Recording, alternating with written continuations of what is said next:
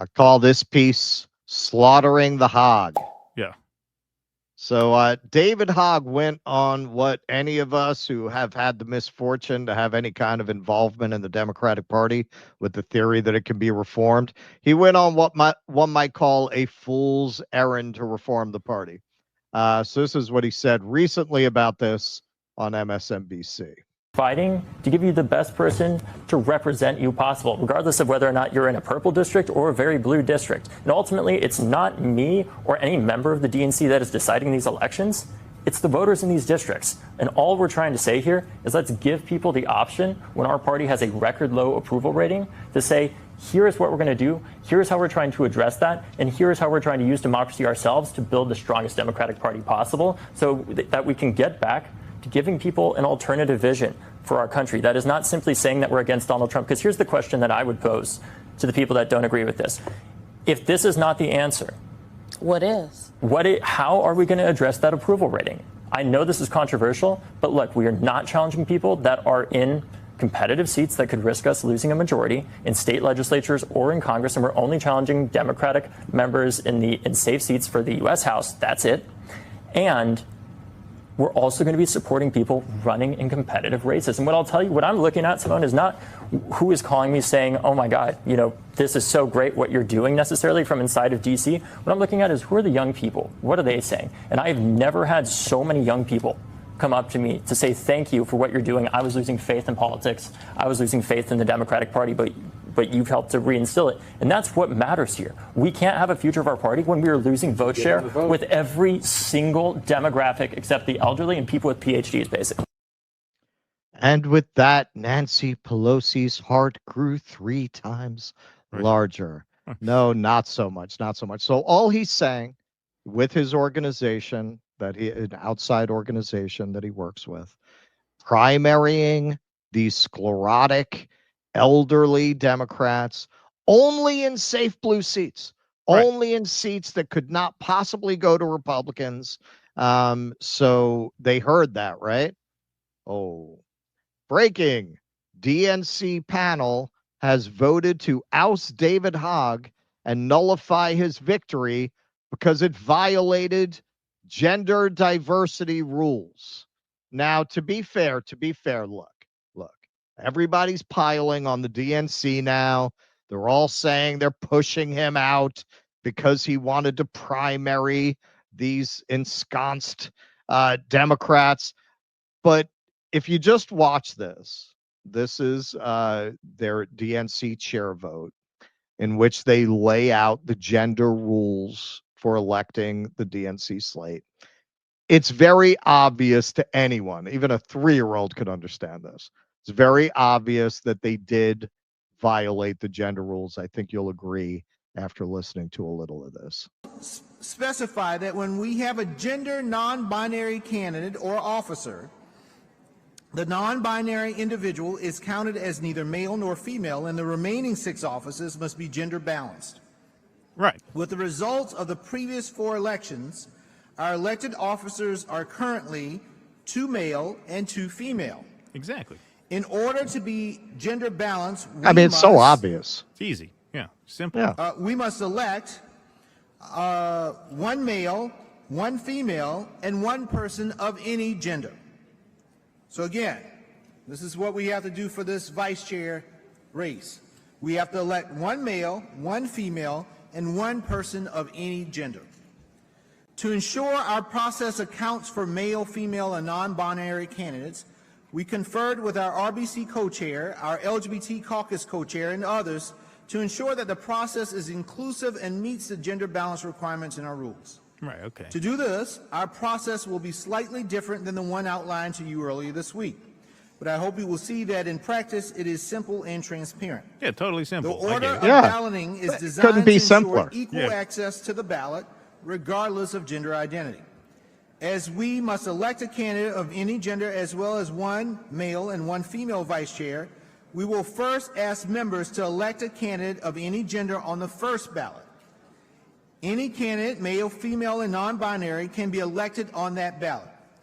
After a candidate is elected on the first ballot, we'll have 1 officer of the 3 So then we will know which position is filled of the one male, one female, and one vice chair of any gender. Now Our I get second it. ballot. Right, so there's got to Now be I a get it. non-binary on the second ballot, and then a Zim on the third Yeah. ballot, unless Yeah. there are enough votes to That you need supersede a the first ballot. Zem on the fourth ballot, Right. and then it goes to a runoff, and then after the runoff, they have to do ranked choice. Yeah. So what's the story here? I mean, this was clearly a violation. I mean, it's as simple as that. I mean, it's clearly has nothing to do with his wanting to primary Right. these elderly Democrats. For a candidate of any gender. Then our third ballot will be the third position that is remaining based on the two results. Either a male candidate if a candidate that is not male has not been elected, or a female candidate if a female has not been elected. Okay. All right. So is that clear enough? Is that clear enough? What are you, dumb? What do you want? What are you, dumb? Exactly. What do you? Yeah. Obviously, there was a violation of the gender rules. Yeah. Couldn't be simpler. Now, perhaps it's not too late for David Hogg to do something about that. He could transition. Yeah, exactly. He could transition. Are those drugs still available, or did Trump outlaw them? But absent that, he obviously has to go. You know, he's got two choices. He Clearly, can either go Zem or a Z-Zem. Yeah, or yeah, exactly. Zem or were. You're out. Yep. DNC panel finds Hogg and another official weren't properly elected to leadership. We will get to the other official. A Democratic National Committee panel found that David Hogg and another vice chair were not properly elected this year, setting off a process that could lead to Hogg's ouster amid backlash to his plans to support primary challengers to House Democrats. The Credentials Committee's recommendation will get a vote from the full DNC membership. If approved, the two vice chair elections will be invalidated and new elections will be held as soon as practicable. The new elections will be limited to the same 5 candidates who were eligible at the February vote. The challenge to the election was filed more than 2 months ago, before Hogg's announcement about primary challenges by Kaylin Free, an Oklahoma activist who unsuccessfully sought one of the vice chair slots in the February 1st election. She argued the DNC broke its rules on gender diversity in party officer elections, invalidating the election of Hogg and a second vice chair, Malcolm Kenyatta. But the challenge took on additional significance as Hogg faced criticism from some in the party because of his organization's $20 million effort to primary, quote, out of touch, ineffective incumbent Democrats. DNC Chairman Ken Martin has maintained that party officers such as Hogg should stay neutral in primaries. Now, I just want to point out, they're trying to hide, in my opinion, behind the fact that she lodged this challenge 2 months ago. No, it has nothing to do with that. This challenge was filed 2 months ago. Yeah, it was filed 2 months ago, but you didn't rule in favor of this challenge until well after he made that announcement. Given what we saw at that clown show you called a race for DNC chair, I am sure you are flooded with crackpot disputes after every DNC chair election from that freak show you call a party.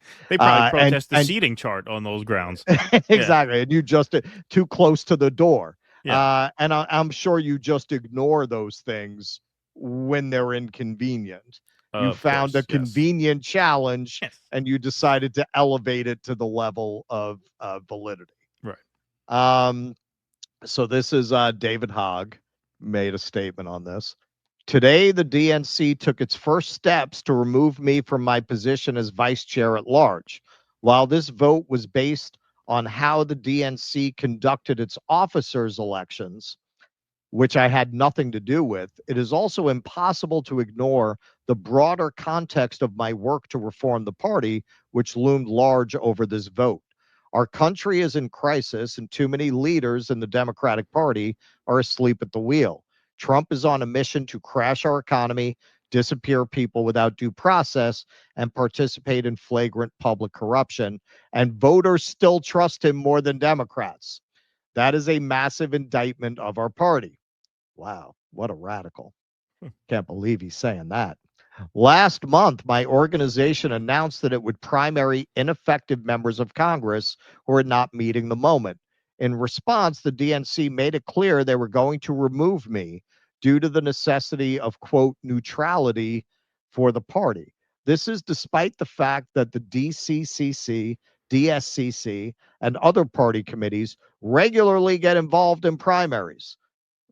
You might remember Nancy Pelosi after claiming that she doesn't get involved in primaries. She just backs whoever the winner is, went and backed Kennedy against the sitting Democrat. Who was that? Ed Markey, right? Ed Markey. Ed there Markey. You go. That's the guy, yeah.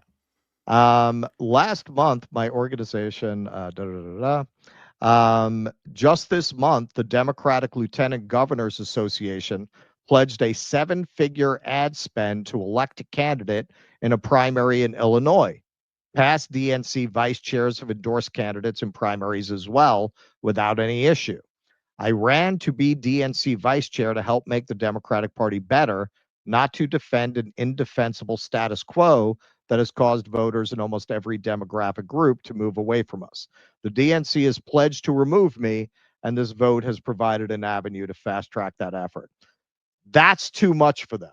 So anybody who thinks you're going to go change this party from within, you're going to reform the party, you're going to back the Mamdani guy in New York, he's going to reform the Democratic Party. It is a fool's errand, my friend. This is who you're talking about. Heads I win, tails you lose. That should be the motto of the party. If you get close to making some kind of change, like say Bernie Sanders wins the first 3 primary states, something no one has ever done, and not gone on to win the nomination subsequently, they'll find a way to make sure you do not get the nomination. You can get your million volunteers tramping around in the snows of New Hampshire in the dead of winter all you want. You can have a big Medicare for all cakewalk right through Nancy Pelosi's living room. They are not going to let you take any meaningful control of the party. The best you're going to do is an AOC who got her mind right, that they can use as a figurehead to sheepdog and dupe some people into the party, which is what they would have done with Hogg if he had just kept his mouth shut. That was clearly the career path they had him on, and they surprised them by asserting some small measure of independence. So his co-vice chair there is pretty pissed off that he's getting all the press and he's not getting any attention. Now wait for it. The punchline. That's a violation. Yeah. That's a violation. The punchline on this is pretty funny. The punchline is pretty funny. Wait for it. 100 days ago, I was elected as a vice chair of the DNC with 298 votes, well above the 201.5 threshold to win. David Hogg received only 214.5. There's very mean girls here. Yes. Today, the DNC he only got 214.5. I got well over that, and nobody's talking about me. Today, the DNC Credentials Committee heard a complex challenge to this election and voted for a new one to be held. I have thoughts. First, yes, I disagree with the ruling, but ultimately the committee voted, and I respect their votes because I want a career in this party, even when I really disagree. Second, the press has been breathless in covering the main character they've chosen, David Hogg. They are rushing to do it again. I called BS. BS, I tell you. The easy story is to make this a continuation of David Fights the Party, which is nonsense, to be honest. Reporters can call me to explain more. Please call me, please. Yes. So that means the average person sadly has heard about me, sadly has not, he means, heard about me, my dominating win in this race, or what I've done since. So let me. My name is Representative Malcolm Kenyatta. I am one of 2 people serving under the age of 35 in DNC leadership, which frankly, that in and of itself is an indictment.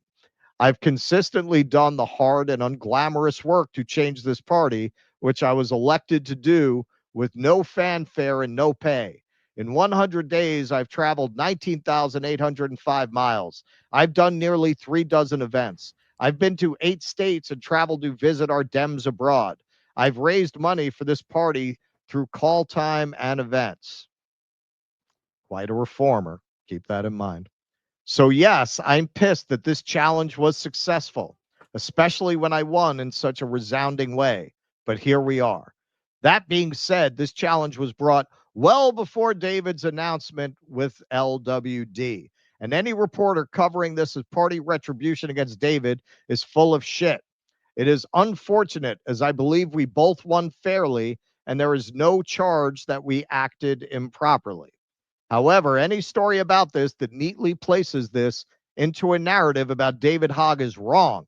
I've worked my ass off to get this role and have done the job every day since I've held it. This story is complex and I'm frustrated, but it's not about David Hogg, even though he clearly wants it to be. Dun, dun, dun. All right, are you ready? Are you ready? Ken Klippenstein for the win for finding this. Kenyatta, back in July 2024. Joe Biden has a stutter and a deep, clear, and thoughtful understanding of the major issues affecting our nation and our world. He's working tirelessly to change the party from within. Yep. Tirelessly. That is what you call a careerist, my friends, a careerist. Look at the language he chose. I don't like the decision, but I accept their decision. He talks about how he's been working, but he doesn't tell you any specific reforms that he's trying to get pushed. He just tells you mileage, how many miles he put on the car. He doesn't actually tell you what he's doing going to these activities. This is a guy trying to get ahead in the party. Yep. That's what that is. That's what that is. He's not actually trying to do shit. And he's pissed off that David. And not only that, he carried the DNC's water within this supposed demand that he get his props for trying to reform the party by saying that this vote had absolutely nothing to do with David Hogg's primary challenges, which is obviously bullshit. So that's pretty funny at the end of that whole tweet storm. Good on Ken. Ken wins the internet this week. So just a couple comments on this. Very funny that David Hogg probably could have waltzed his way into careerist figurehead status in the DNC, but because he decided to try to do anything to shake up the ossified party, they're going to get rid of him entirely. LOL. Yep, that seems to be about the size of it. David Hogg being too radical for the DNC shows we're all so very, very cooked. Yes. So yeah, pretty funny. Pretty funny. And that's why we don't fuck with the Democrats, man. Of course. Right there. Of course. Well, on the Kenyatta front, I had a feeling that's where it was going because his fealty to Biden actually goes beyond that. He's so non-reformist.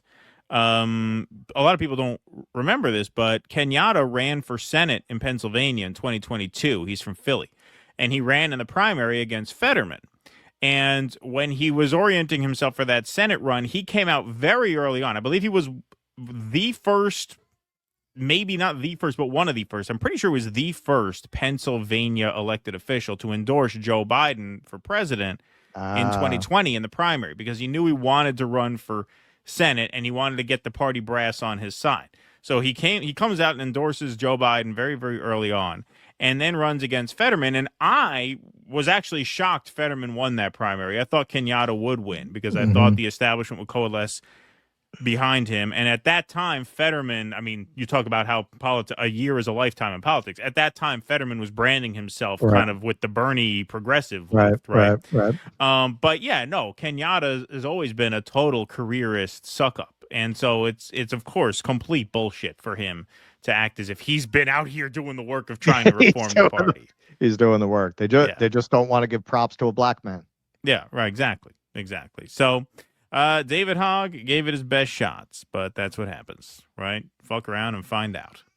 Yep. That's the lesson of that. He's gonna join Worker Strike Back now. Right. Exactly.